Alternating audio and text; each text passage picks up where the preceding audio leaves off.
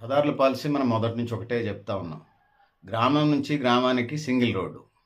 గ్రామం నుంచి మండలానికి, గ్రామం నుంచి మండలానికి డబుల్ రోడ్డు. మండలం నుంచి జిల్లాకి 4 లైన్.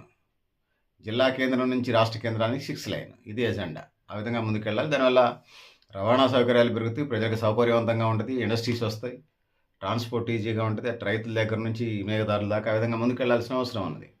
సో, ఈ సేఫ్టీ, భద్రతా వారోత్సవాలు ఇవన్నీ అవగాహన కార్యక్రమాలు ప్రజలకి నిర్వహిస్తూ ముందుకెళ్ళాలి.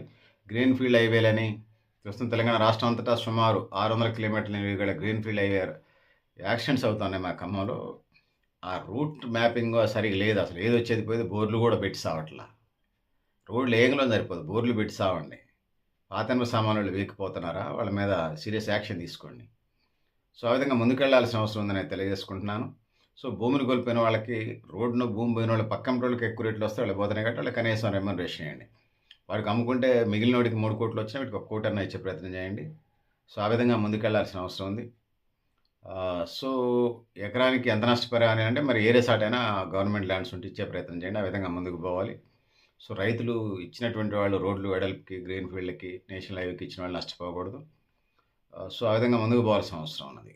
సో, భూమితో పాటుగా జలవనరులైనటువంటి బావులు సైతం ఊడచాల్సిన అవసరం ఉంటున్నది.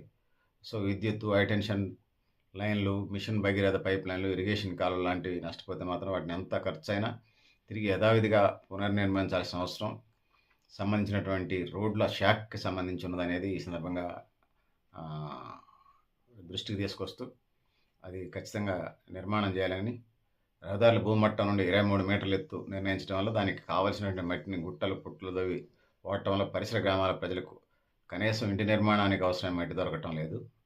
చూసుకోవాలి. ఆ విధంగా ముందుకెళ్లాల్సిన అవసరం ఉందని తెలియజేసుకుంటూ, సో, పెద్దలారా, మిత్రులారా, మీరు కూడా మీ అభిప్రాయాలను కామెంట్ బాక్స్‌లో అయినా తెలియజేస్తూ, నేను గరిడేపల్లి సత్యనారాయణ, న్యూ లక్ష్య ఆర్గనైజేషన్. థ్యాంక్ యూ ఉండాలి పెద్దలారా, మిత్రులారా.